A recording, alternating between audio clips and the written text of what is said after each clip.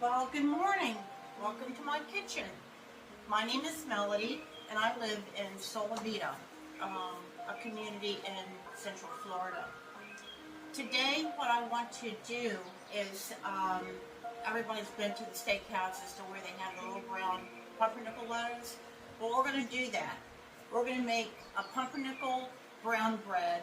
In some areas, it's referred to as black bread.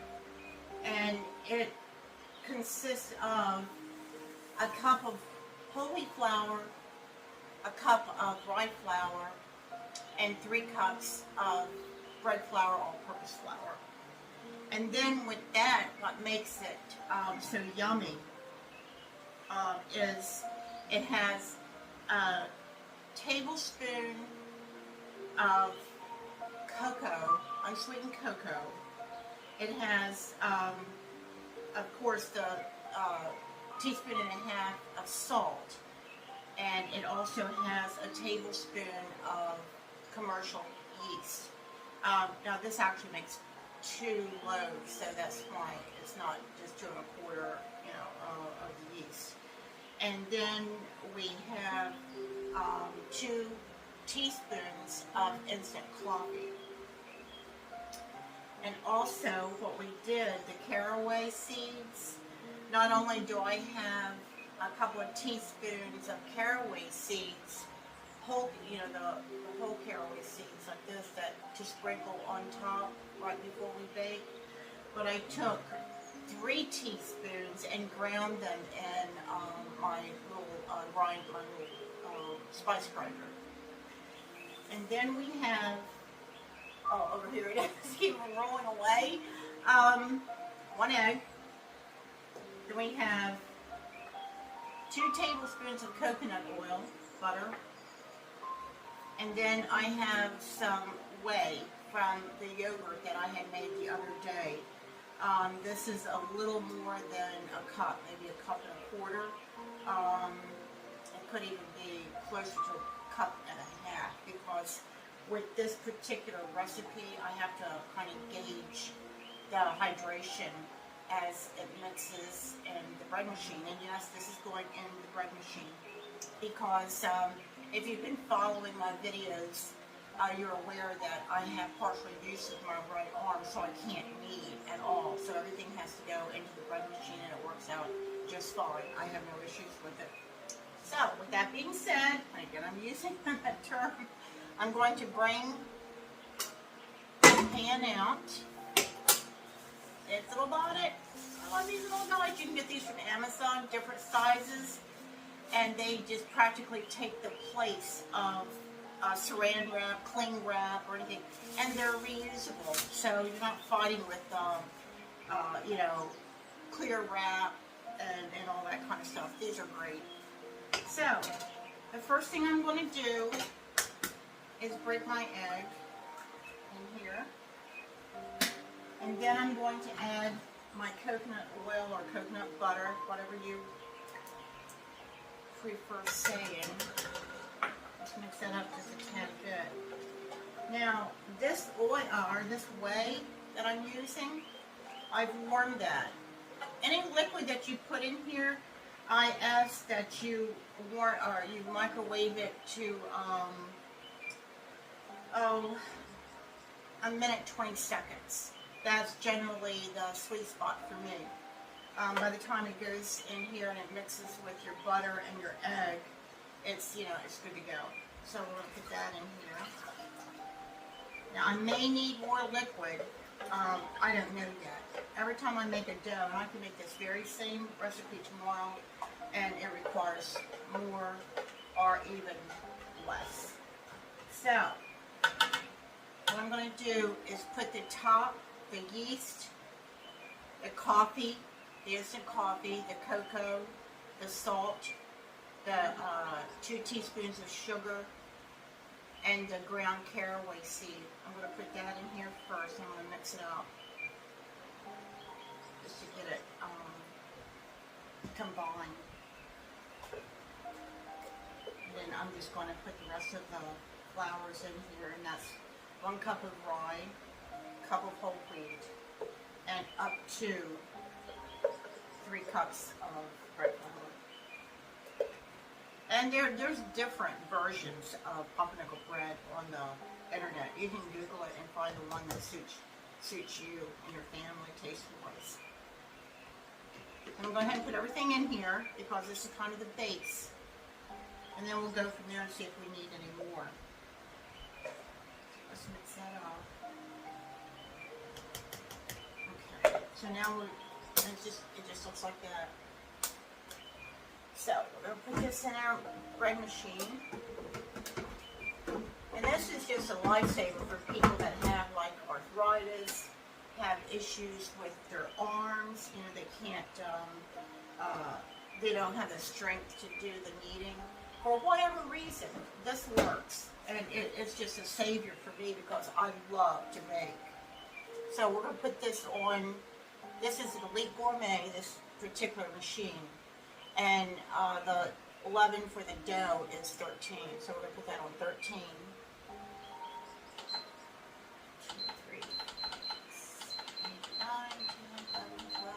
13, I'm going to hit start.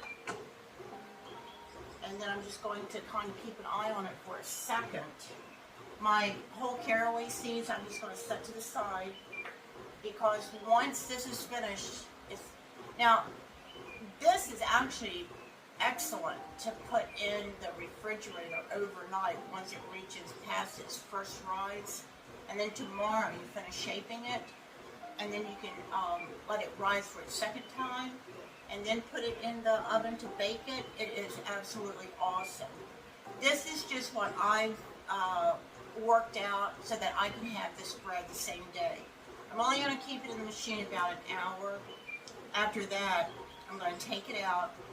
Then I'm going to form it. I'm going to put it in its respective loaves or its shape that we're going to do for this particular application, and let it rise a second time and then bake it off.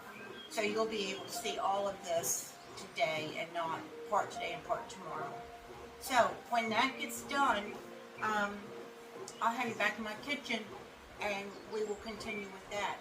Also, I'm planning on doing, don't laugh at this, but this is a wonderful apple pie. It's called Deluxe Sour Cream Apple Pie. It is absolutely phenomenal. It's really, really big up in Nova Scotia, in the Canadian area, like Maine and places like that. So come back and visit with me a little bit later.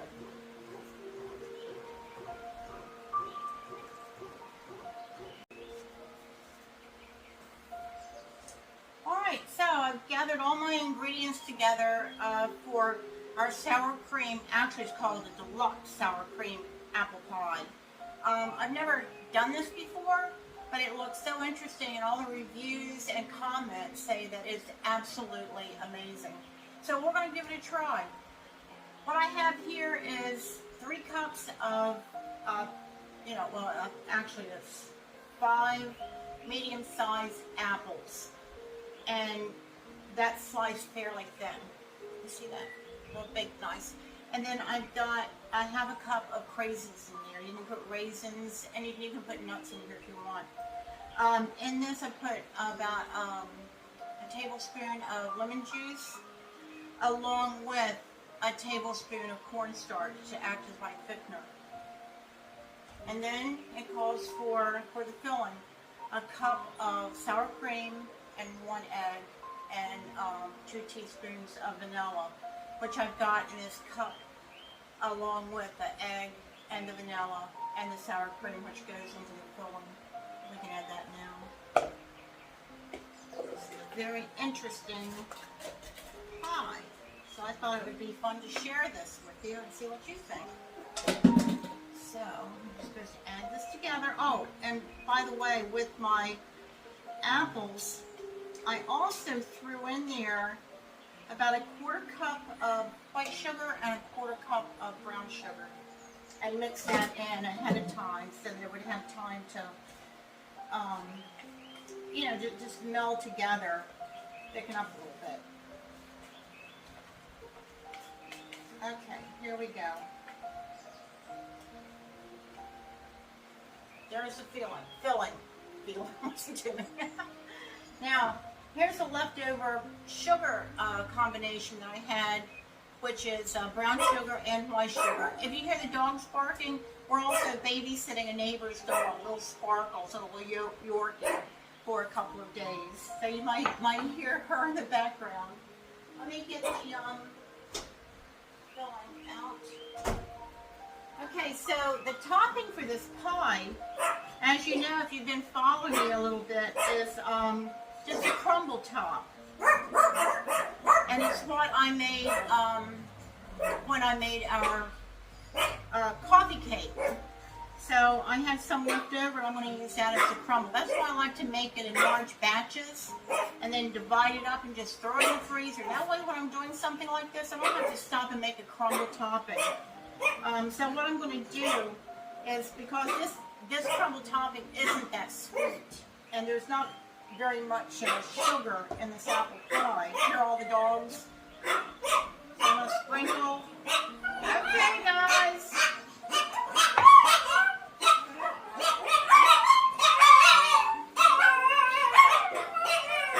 Okay, I'm back. The mailman came by and everybody started, but that's life here in my house with 2 Chihuahuas and a Yorkie and a ragdoll kitty cat. So, I hear you, Sparkles. So anyway, here's my topping, my crumble topping. Here's my filling. And again, this is 3 cups of apples, a handful, maybe a quarter cup of craisins. You can put raisins, any nuts, anything you want in here. Then you have a cup of sour cream and 1 egg mixed together with 2 teaspoons of vanilla extract. And I also put a dash of cinnamon. You can put nutmeg, cinnamon, cloves, whatever suits your fancy. Okay, also, let me get my pie shell out of the refrigerator. Now, this pie shell is, the roll-out kind, Pillsbury. I just didn't want to go through the hassle today with all the dogs running around making my own pie crust. You've seen me make a pie crust in the past, the drill on that. It's 2 cups of flour, and then, in the food processor, it's 2 cups of flour, a cup of Crisco shortening, I use butter flavored, and a quarter cup of butter, cold butter, cut up in, and then you pulse it in your food processor until it gets into little tiny grains like sand. Then you take 6 tablespoons of ice cold water and drizzle in there until a ball forms. You take that out, make a disc out, it makes 2 pie shells. Take that out, flatten it into 2 discs, put it in the refrigerator for a half hour, 45 minutes before you roll it out, and that's a homemade pie crust. I'll do that again in another video. So, but this is a Pillsbury pie crust. I just rolled it out. I like to roll it out a little bit thin so that I can flute the edges. And I just stuck it in the refrigerator to chill. Now my oven is on 400 degrees. Now this is kind of tricky. The oven is set at 400 degrees for 20 minutes. After 20 minutes, you turn that oven down to 350 for 20 minutes.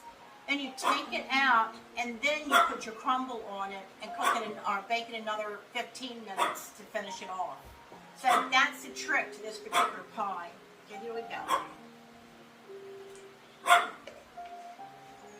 That's just enough filling for this. Now this isn't a 9-inch pie shell. This is an 8-inch pie shell. Because with just the 2 of us, I've learned just to scale back a little bit on, like pies and things like that, because they just don't get eaten. So, I'm going to put that on my liner, like so. And the only reason I put the craisins and stuff in there, to be quite honest with you, is just for color. And I do like a little bit of the taste that the craisins give, or raisins, but I really like the craisins. So here we go, into the oven. Where's that, Rosie?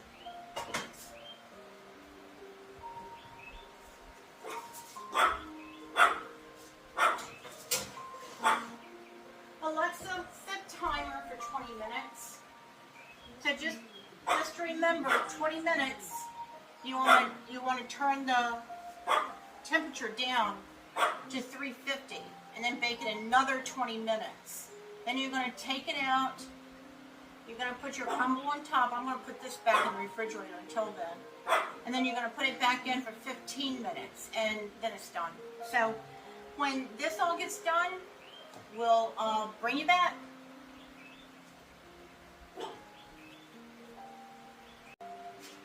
Okay. Our pumpernickel bread is ready to go. Let me pull it out of.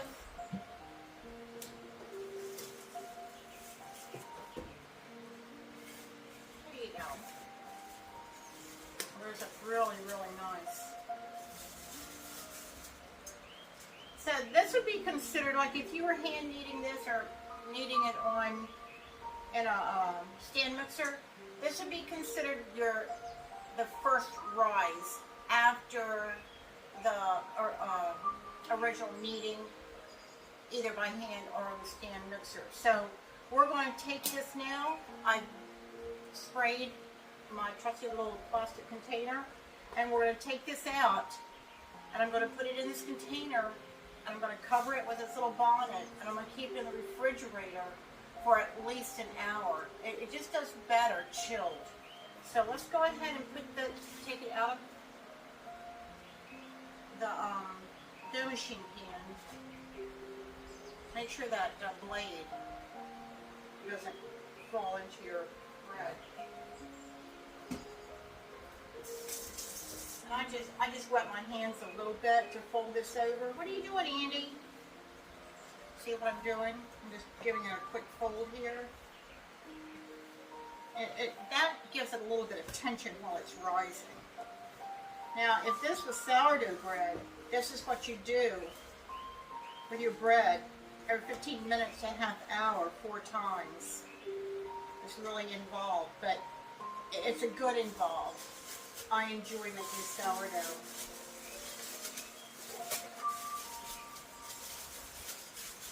So, let's put this little bonnet on. We're going to put this in the refrigerator. And in about an hour, we can take this out and form it. That way the apple cake, the apple pie, will be done as well.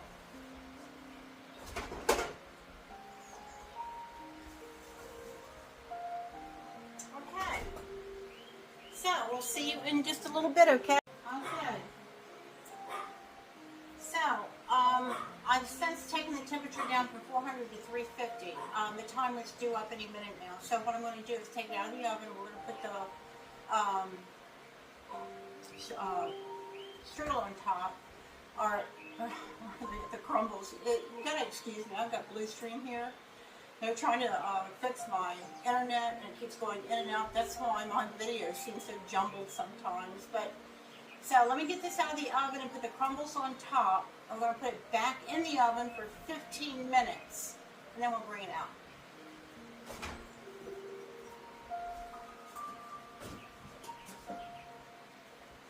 Here's our crumble topping. I'm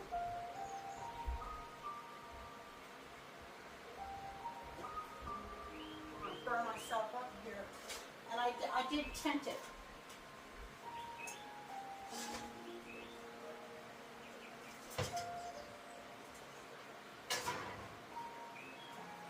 Okay, it looks like it's setting up pretty good.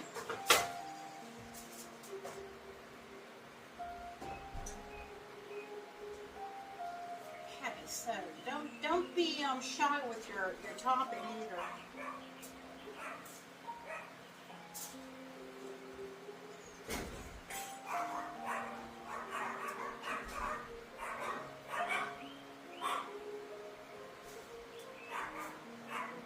The dogs are barking at the technicians. They just walked back in the house.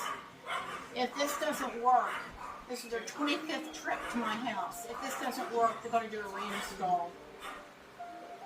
I'm sorry I couldn't hold off doing this because I can't stop the cooking process.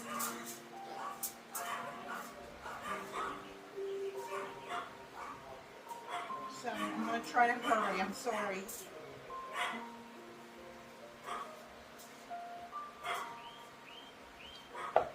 Okay, this is extremely hot, but I want to show you what it looks like with the topping on. Okay? So, back in the oven, 15 minutes.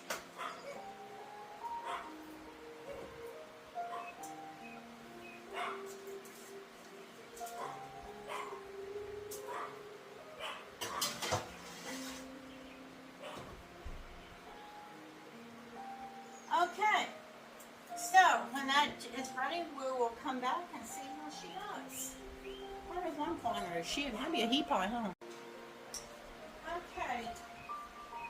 Well, the pie is out of the oven. It smells ridiculously good. Still too hot. I may be able to hold it up there. It's not too hot. There you go. Got to cool some more before I can cut into it. That's still a little bit too warm. My internet people, the techs, they just left, so I apologize for the start and stop here today with this video, but I really had no other choice. So we're going to set this aside and let that cool. And then what we're going to do is our pumpernickel bread. I'm going to get my flour.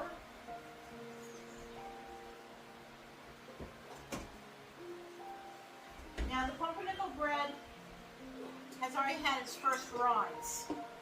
And it's in the refrigerator right now, chilling. Ordinarily, what I would do is just leave it in the refrigerator until tomorrow. But we really don't need to do that, and I just want to show you the whole purpose. It'll come out fine this way. It just handles better when it's been in the refrigerator overnight. And the flavor is a little bit deeper. So we're going to put a little bit of flour on here, not very much. Never put a lot of flour on your bread. Or rather on your dough, not your bread. What are you doing down there, Andy? Huh? Andy's hungry, searching for crumbs. So, do you remember what this looked like going in? Here it is. See? And Sparkle is barking. Sparkle is our little neighbor doggy. So, put a little bit of flour on top of here. Looks like good dough anyway. We're going to divide, like I said, this makes two, so we'll get two nice loaves out of this. I'm just going to put it in a regular 9x5 loaf pans. You can do anything with this. You can make it a circle, you can make rolls out of it, you can make baguettes, but for our purpose today, I'm going to make like a sandwich bread out of it. So that's why I'm putting it in the loaf pans. Very soft. It's a nice dough. So what I'm going to do is roll it up really tight on a nice roll. It's still warm actually in the middle. It hasn't been in the refrigerator that long. So we're going to take, and I'm just going to split in half and set that to the side. One's going to be bigger than the other one. Look, I didn't measure it very well, did I? Weighing is your best option. Weigh your dough. So, let me pull this to the side, roll it up. Like so. I'm going to do it again. I want it to be a nice roll. So I just keep rolling it. A little bit more flour.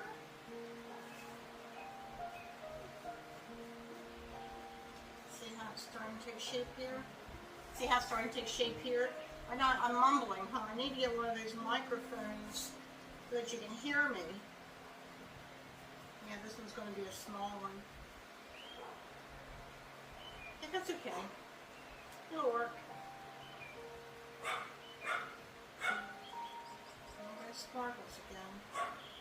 Okay, let's go ahead and put this in the pan. Get them ready to We'll put an egg wash on here and score it in just a minute.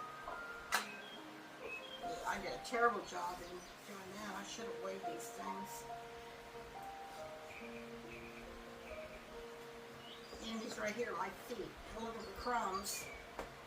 He's getting hungry. There's technicians were here quite a while. Hopefully put in a new modem. We're praying that that's going to solve the problem. Okay, so let's just get this rolled up.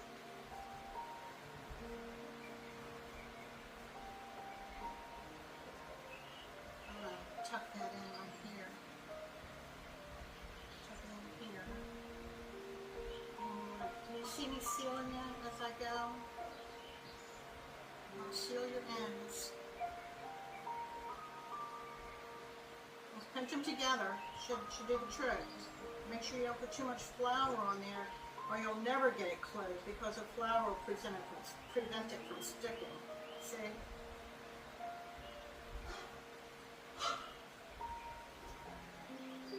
Andy, are you getting hungry? Come on, I'm getting hungry. Let's tuck that in a little bit more. Seal that in. Stretch it out a little bit so it feels like it should. See how that's going together now? I keep comparing it to Play-Doh.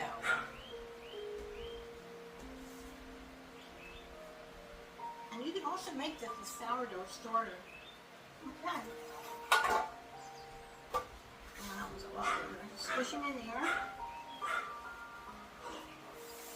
Okay, let me get my lung.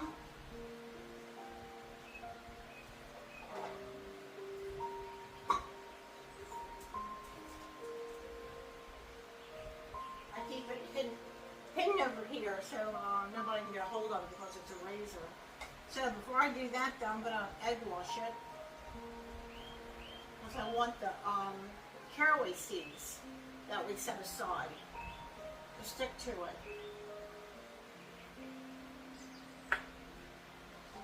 So let's go ahead and sprinkle our caraway seeds on it. Now this is optional, you don't have to put these on there. The pumpernickel just cries for caraway, I think, and it makes a great sandwich bread. This is terrific with egg salad, tuna salad, chicken salad, a ham sandwich, a turkey sandwich. Make it your own. So, I'm going to go ahead and score it. Just 3 fairly deep slices across, because if you don't score it, when it rises and bakes, it will come out at the weakest point in the dough and blow up on you. Not that there's anything wrong with that. It just, you can control where it's going to break. And there you have it. Okay, so right now this has to rise one more time. So I'm going to put it in a warm spot on top of my oven, and when that rises, then we'll pop it in the oven.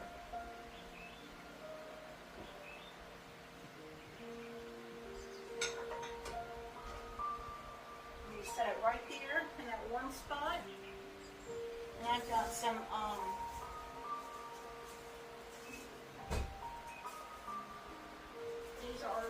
these are well worn. Look at this. I'm just going to put that on top. Put this on top to keep it from drying out. And just clean up our mess, and we're pretty much done. All we have to do now is clean up our mess, wait for the dough to rise, put it in a 350-degree oven for about a half an hour. And then you have pumpernickel. Okay, the bread has risen probably a little bit more than what it should have, but we're going to show it to you.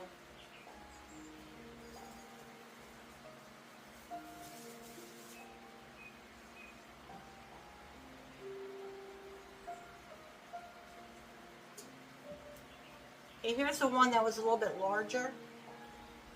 I don't like it to get much more than just a peek over the rim. And here's the smaller one. See how much it did rise? So that's going in a 350-degree oven, and we're going to check it in about 20 minutes. And also there's 2 cups of water in my pan to create a moist environment. So let's see how this turns out. Get out of the heat.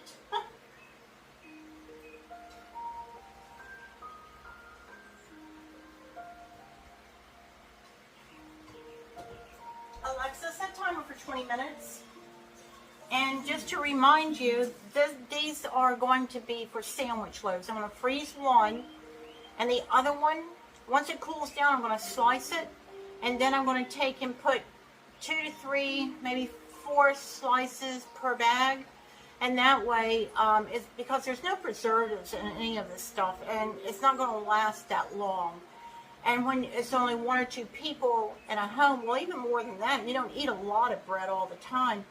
You want to sustain it. You want to keep it as fresh as you can when you go to use it. So get in the habit, if you're going to make your breads, get in the habit of slicing it and then putting it in baggies and just tossing it in the freezer. That way you can take it out, and it thaws out in no time, and it's just as fresh and wonderful as if it was just made. You can, in your panini press, in the oven, it makes wonderful, like tuna melts, chicken melts, anything like that. So when that gets done, I'll bring you back. And it's Pumpernickel. Okay, well, the pie has cooled down sufficiently enough so that I can slice it. So, again, this is the first time I've ever made this pie. It's called a deluxe sour cream apple pie. So let's see what happens. Let me put this camera down so you can get a bird's eye view.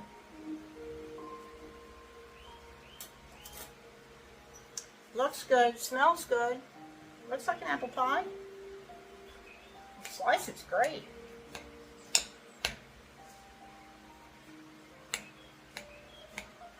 Oh, I hope this tastes good, as I make a mess.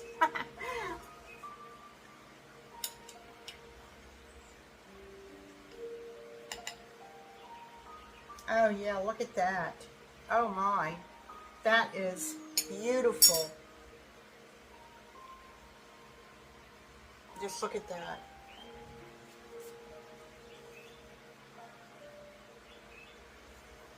Yeah, let's give that a quick taste. I'll have Sam. He's been waiting for it, so I'll have him taste it. Oh, it's really good.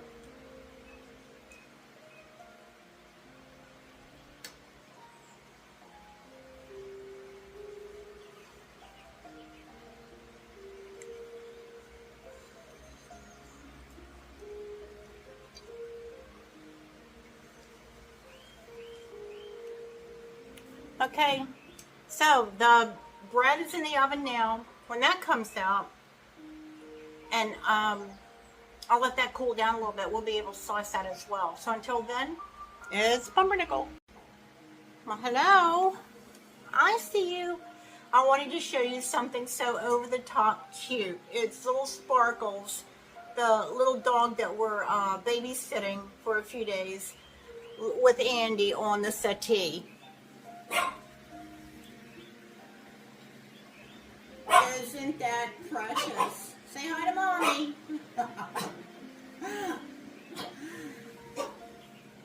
So, that's to you, Carol.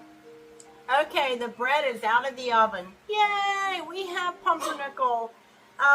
It came out pretty good. Even that little short thing that I made came out good. Now, they were in there 28 minutes, according to Alexa. And they both register on my digital thermometer 197, which makes me perfectly happy. I don't trust any of that tap and it's done, or all that stuff. Take its temperature. Anything over 190, between 190 and 205, it's done. So here it is. It really came out nice. I'm going to go ahead and cut that one open so you can see it. But look at this. They're just beautiful. And they come out very easily. Look at that. See, isn't that pretty? Let's take this little short guy out, but you can't tell that there's not a dime's worth of difference in either one of them. See, this one's just a little bit fuller. So, let's do this. Let's go ahead and cut this so you can see it. Really, it's too hot to cut, but we'll sacrifice the end piece so that you can see it. We'll take the short one. Poor little guy.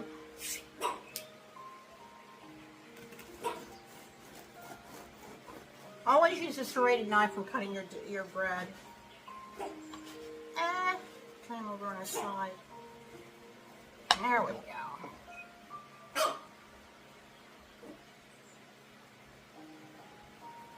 See? Pretty? There you go. There's your pumpernickel bread. Seeded.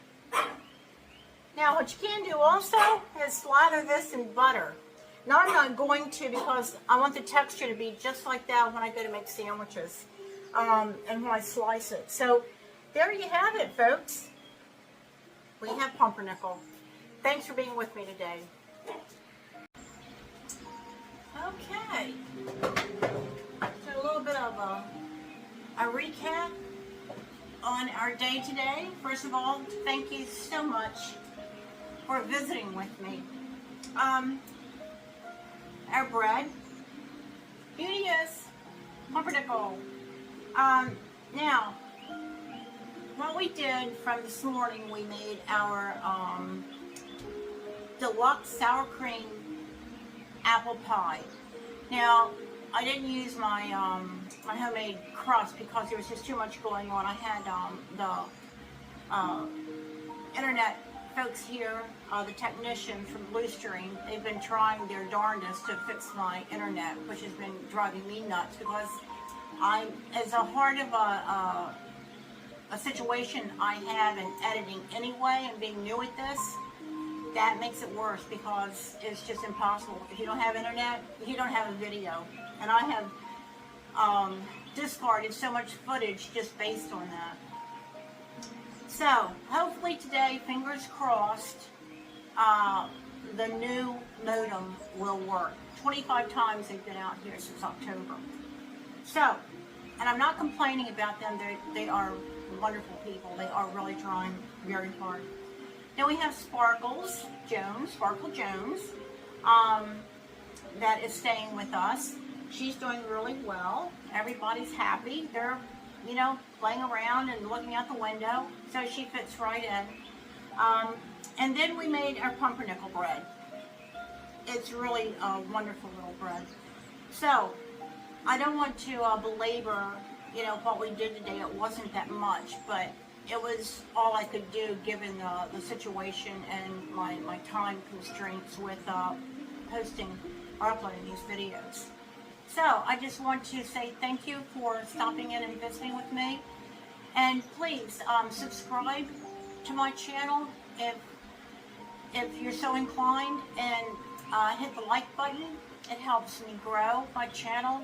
And hopefully, as I get my format developed, we will be going out and about in Solivita, the community in which I live here in Central Florida. There's a few things scheduled already, some garden shows, some homes, some appearances by neighbors and friends to do their recipes. So, I just want to say again, thank you, and hopefully it won't be as hot tomorrow as it is today. It's 102 degrees out there today, which is hot. So I will let you go. I'm going to cool off, and hopefully you don't live in a climate to where if you open the door you faint. With that, I want to say adieu. You have a good evening. Bye-bye.